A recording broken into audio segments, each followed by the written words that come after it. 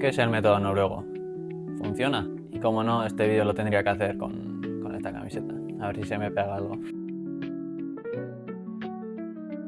Al final siempre ha habido esa moda o manía de buscar el método que funciona, o cuando un deportista pues, arrasa en su competición o logra buenos resultados, siempre se ha buscado pues, la pócima mágica o método que todos pensamos que hostias, funciona más que los demás, intentando buscar ese método de entrenamiento que es mejor que los demás y nada de eso. Aparte de que si yo también entrenara a Jakob Ingebrigtsen, yo también sería el mejor entrenador del mundo, sin ánimo de quitarle mérito. Y para mí un buen entrenador es el entrenador que hace mejorar a la mayoría de sus deportistas, dependiendo de su tipología, características, y eso ya te digo yo que lo consiguen pocos. Pero bueno, yendo al grano, ¿qué es el método noruego?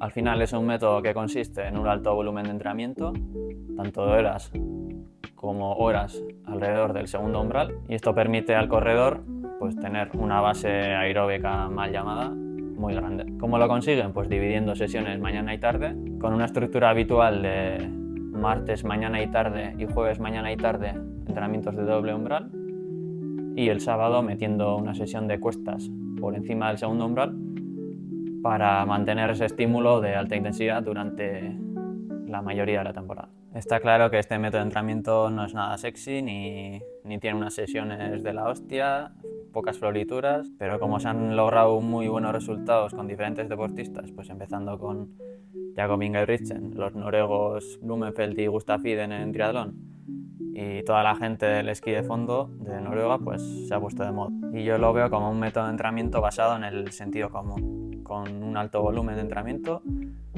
con un alto volumen a alta intensidad o segundo umbral, y regulando muy bien esta intensidad mediante el uso de analizadores de lactato, consumo y sobre todo marcando muy bien las diferentes fases de la temporada, con un periodo muy general y no tan específico, y un periodo más competitivo y específico enfocado en las competiciones. Y esto se ve muy bien en la distribución de la intensidad, progresando de una distribución más piramidal, es decir, con un 80% a baja intensidad y el 20% restante entre el primer y segundo umbral del lactato, y ya cuando se acercan las competiciones esta distribución pasa a ser un poco más polarizada, pero sin olvidarnos del segundo umbral, que es clave en el método noruego. Pero te preguntarás, ¿este método vale para todo el mundo? Pues ya te digo yo que casi para todo el mundo. Y esto se ve en la tremenda mejora que ha habido en los tiempos de los corredores de 1500. Antes la gente se mataba a intensidad y series pensando que era el mejor método de cara a obtener el mejor rendimiento. Y está claro que la alta intensidad está sobrevalorada. Y al final los corredores se han dado cuenta de que un alto volumen, juntándolo con un alto volumen también a la intensidad del segundo umbral, se obtienen muy buenos resultados y sobre todo tienes esa constancia que te permite mejorar año a año. Y aunque la mayoría de corredores se puede adaptar bien a este método, habrá que ver cada caso y ver la distancia que estás preparando, claro está. Y a algunos les joderá admitirlo, pero han revolucionado el atletismo y otros deportes. Y no por un método súper científico, con un montón de florituras, no. Han hecho lo básico extraordinariamente bien. Y no les quiero quitar mérito, todo lo contrario. Al final el método se basa en dividir las sesiones para no fatigarse tanto y con esto permitir al deportista que acumule ese alto volumen que tantos beneficios nos aporta. Y lo mismo pasa con la intensidad. En vez de meter una sesión de alta intensidad y de volumen, pues lo dividen en dos sesiones mañana y tarde para intentar meter más volumen a esta intensidad del segundo umbral y no fatigarse tanto, además de asimilar mejor las cargas. Pero bueno, esto no es nada novedoso. Desde los años de Zatopek, donde se cascaba 40, 400, no sé cuántos, al final el método se basa en eso. A que si quieres entrenar 6 horas a la semana, no te metes una sesión de 6 horas. O si quieres trabajar los ritmos de un 10K, a que no te metes 8 kilómetros del tirón. Pues esto se basa en lo mismo. Y al contrario de lo que la gente piensa, no hace falta medirse con lactato en todas las sesiones.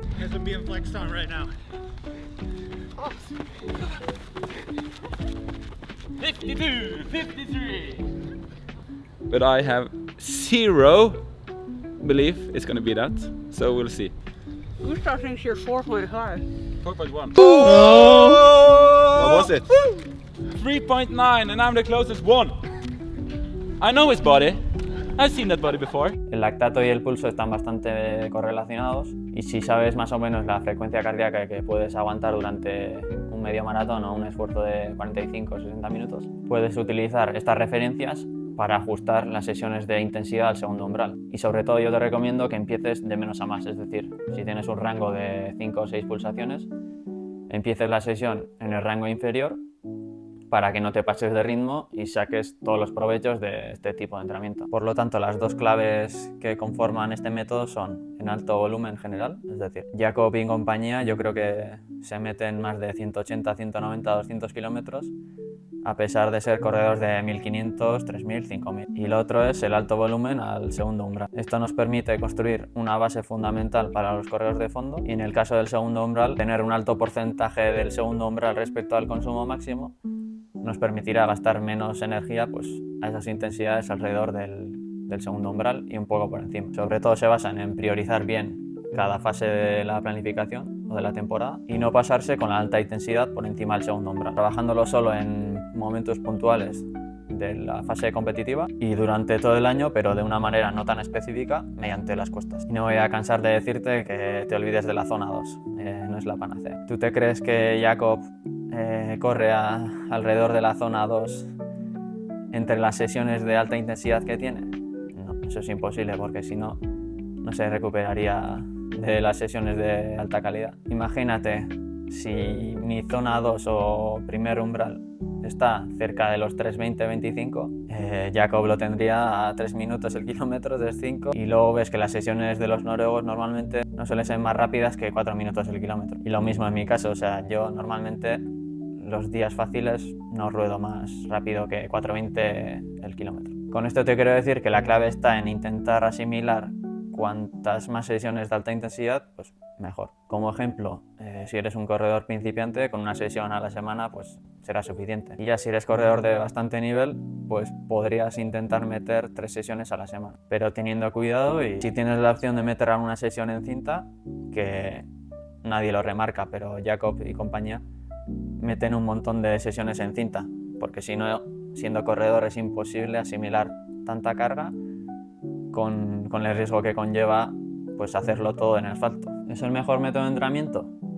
Pues evidentemente no. Al final habrá que ver cada caso y ver las fortalezas y debilidades que tiene cada corredor. Y es justo lo que hago yo cuando me contacta un deportista. Es muy diferente plantear una temporada con un maratoniano que tiene un bajo consumo máximo o un corredor que tiene más fibras rápidas que se quiere plantear debutar en una media maratón. Al final el entrenamiento es totalmente diferente. Y ya para finalizar, como ves, no hay café para todos. Así que si quieres tener un plan personalizado e individualizado a tu caso, sin copia-pegas como lo hacen otros entrenadores, pues puedes rellenar el link que tengo en la descripción y si veo que podemos encajar como atleta-entrenador, pues te pagaré un toque y nos pondremos manos a la obra. Venga.